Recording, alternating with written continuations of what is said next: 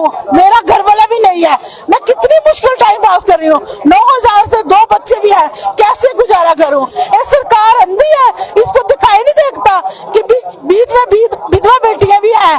और मोदी साहब कहते हैं बेटी बचाओ बेटी पढ़ाओ, और देखो बेटियां सड़क पे बैठी हैं। मोदी जी देखो बेटियां सड़क पे बैठी हैं, वो बेटियों की तरफ ध्यान दो। कैसे पढ़ानी हमने अपनी बेटी? हम खर्चा खा नहीं सकते, कुछ पढ़ाएंगे कैसे? 9,000 से अभी गुजारा नहीं चल रहा हमारा, हमें रेगुलर पारसी दो। अमित शाह जी आ रहे हो, एक तोहफा दे दो, आके डेली बेसिस को तोहफा दे दो कि वो परमानेंट हो जाए। और माता के दर्शन करने जा रहे हो, वहां पे से हिम्मत लेके आओ माता से कि ये डेली बेसिस को परमानेंट किया जाए। सवाल पूछूं आपसे? मैम पूछो। आपने कहा आपके 2 बच्चे। हाँ जी। आप मोदी जी की बेटी हो गई, आगे आपकी बेटी हो गई, कितनी मुश्किल है आज के इस दौर में अपनी बेटी को पालना और अच्छी पढ़ाई करना? मैम बहुत मुश्किल है, बहुत मुश्किल है बेटी को पढ़ाना और बेटी का सब कुछ करना बड़ा मुश्किल है। आज मैं कह रही हूँ 9,000 से कुछ नहीं होता। मोदी जी क्यों सोए हैं? 9,000 से क्या होगा? जो विधवा बेटी है उन्होंने अपने बच्चे कैसे पालने हैं? 5 साल हुआ था शादी हुए तो विधवा हुई थी, कैसे घर चलाया मैंने, कैसे कैसे टाइम पास किया। लेकिन ये सरकार कभी नहीं पूछती, जब इलेक्शन होती है तब घरों में आती है, इलेक्शन हो जाती है तब अंधी हो जाती है। बिल्कुल नहीं पूछती। काम नहीं हुआ तो देंगी वोट आप? अभी कोई नहीं, जैसे बहुत सोए हैं वैसे हम सो जाएंगे, बाद में हम भी ऐसे सोएंगे।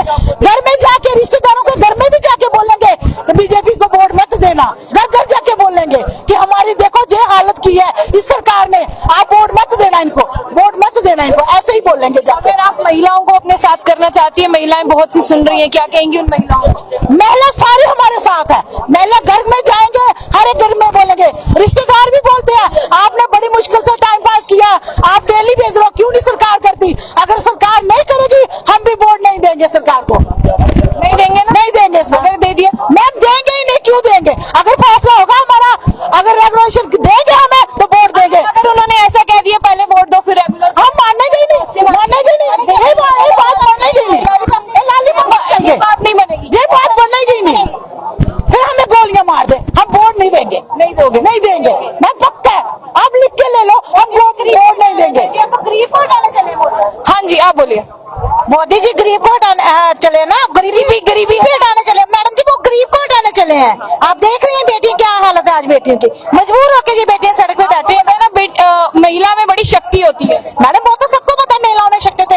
अब मेरी बहन ने कहा हम वोट नहीं देंगे। एक टाइम था हम कंपेनिंग के लिए गए थे, एम्प्लॉयड होते हुए कंपेनिंग के लिए गए थे कि बीजेपी को वोट दो, लेकिन वो हमारी बहुत बड़ी की थी आपने वो कैंपेन? मैम बहुत सांबा में थी, डीडीसी इलेक्शन में तो जताया था। आप लोग गए थे वहाँ? मैं गई थी, मेरे ब्रदर खड़े थे, मैं उनके साइड से गई थी, लेकिन वो मेरी बहुत बड़ी गलती है। कहते हैं ना कि पेपर देके रिजल्ट आता है, वो मैंने पेपर दिया था, जे रिजल्ट आया, लेकिन अब वोट नहीं देंगे। आप देंगी पेपर? बिल्कुल भी नहीं, पेपर नहीं देना, ना ही वोट देना। अनपढ़ ठीक है, इससे बेहतर अनपढ़ ठीक है।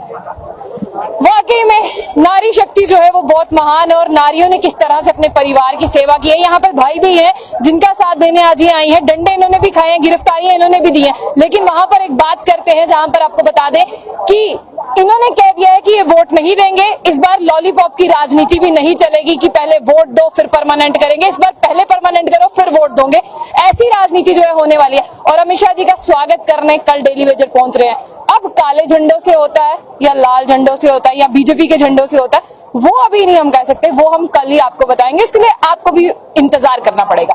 तो ऐसी और भी अपडेट्स के लिए देखते रहिए जो बुलेटिन। आशिया खान साथ।